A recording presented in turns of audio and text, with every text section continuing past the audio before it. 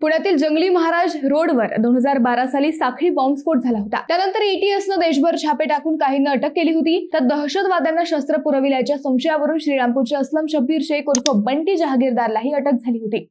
पुढे तो जामिनावर सुटलाही, परंतु आता 15 वर्षांनंतर हे श्रीरामपूर पुन्हा एटीएसच्या रडारवर आलंय। आता थेट पाकिस्तानातील गुंडांशी श्रीरामपुरातील काही तरुणांचे संबंध असल्याचा संशय एटीएसला आलाय। त्यामुळे गेल्या महिनाभरात एटीएसनं श्रीरामपुरातील तब्बल 10 जण व नगर आणि राहुरीतील 5 जण अशा तब्बल 15 जणांची चौकशी सुरू केली आहे। त्यांच्याकडून काही आक्षेपार्ह सामानही जप्त केलंय। श्रीरामपूरचा गेल्या काही वर्षातील इतिहास पाहता येथे देशाविरोधी कारवाया करणाऱ्या काही संघटना कार्यरत आहेत का असा प्रश्न पडू लागलाय।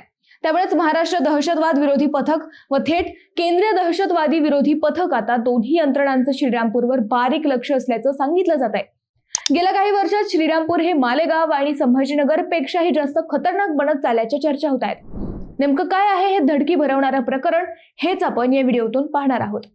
नमस्कार, मी अद्वैता आणि आपण पाहत आहात अहिल्यानगर लाईव्ह 24 नगरी घडामोडींचं परफेक्ट अनालिसिस।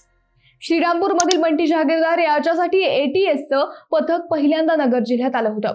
पुण्यातील 2012च्या जंगली महाराज रोडवर झालेल्या साखळी बॉम्बस्फोट प्रकरणात आरोपी असलम शब्बीर शेख उर्फ बंटी जहागीरदार संशयित आरोपी होता। सुमारे 6 वर्षे तो जेलमध्ये होता।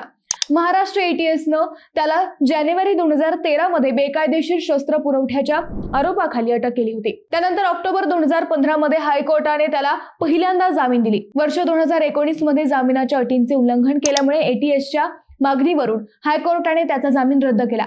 परिणामी मे 2019 मध्ये त्याला पुन्हा आत्मसमर्पण करावे लागले। तो पुन्हा जेलमध्ये गेला। 2013 ते 2015 आणि 2019 ते 2023 असा दोन्ही टप्पे मिळून तो एकूण 6 वर्षे अंडर ट्रायल कैदी म्हणून गजाआड होता। बंटी जहागीरदारवर मुख्य बॉम्बस्फोट घडविल्याचा थेट आरोप नसला तरी मुख्य दहशतवाद्यांना अवैध शस्त्रे आणि काडतुसे पुरवल्याचा आरोप होता। डिसेंबर 2025 मध्ये त्याची हत्या झाली। त्याच्या हत्येनंतर नगर शांत झाल्याचं बोललं गेलं, परंतु लगेच 2 महिन्यांनी म्हणजेच फेब्रुवारी 2026 मध्ये एटीएसचं पथक पुन्हा श्रीरामपूरला आलं। देशाविरोधी कारवाई आणि तरुणांच्या कट्टरवादाशी संबंधित मिळालेल्या गुप्त माहितीच्या आधारे एटीएसनं यवतमाळ आणि अहिल्यानगर जिल्ह्यात छापेमारी केली। नगर जिल्ह्यात श्रीरामपूरसह 7 ते 8 ठिकाणी शोध मोहीम राबवून काही संशयितांची चौकशी केली।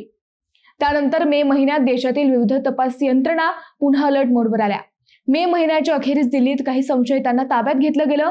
दिल्ली व मुंबईतील काही ठिकाणी घातपात करण्याचा दहशतवाद्यांचा प्लॅन होता असा संशय एटीएसला होता। दिल्लीत अटक केलेल्या काही तरुणांकडे शस्त्रास्त्रे सापडल्यानंतर पुन्हा देशभर छापेमारी झाली। जून महिन्याच्या सुरुवातीला एटीएसचं पथक दुसऱ्यांदा श्रीरामपूरमध्ये आलं। पाकिस्तानचा कथित गँगस्टर शहजाद भट्टी यांच्या संपर्कात नगर जिल्ह्यातील काही तरुण असल्याचे पुरावे एटीएसला मिळाले होते। त्यावरून नगर जिल्ह्यात धाड टाकली गेली।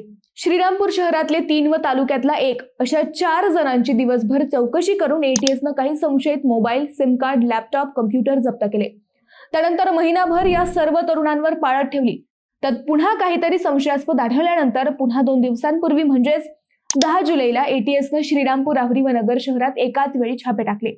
स्थानिक पोलिसांना मदतीला घेऊन 10 जुलैला तब्बल 10 ठिकाणी धाड टाकल्या गेल्या। त्यात श्रीरामपूर, राहुरी व नगर शहराचा समावेश होता। बातम्या आल्यावर समजलं की नगर जिल्ह्यातच नाही तर एटीएसनं संभाजीनगर, जालना, धाराशिव, बीड या जिल्ह्यात एकाच वेळी ही कारवाई केली होती। संपूर्ण राज्यातून तब्बल 150 जणांची चौकशी केली होती। या सर्वांकडून काही ना काही साहित्य जप्त केलं होतं। आता 150चा आकडा धडकी भरवणारा नक्कीच होता। काहीतरी मोठे पुरावे असल्याशिवाय एटीएस एवढी मोठी कारवाई करणार नव्हतं।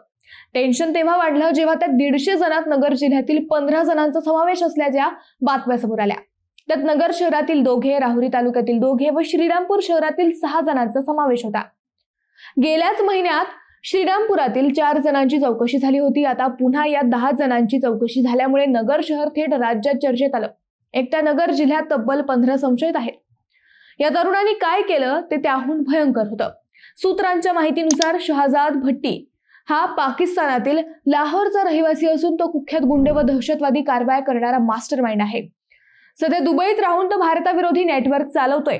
तपास यंत्रणांकडे या भट्टीची सगळी कुंडली होती। या भट्टीची सगळी कुंडली हाती लागल्यावर राज्यभर छापा सत्र सुरू झालं।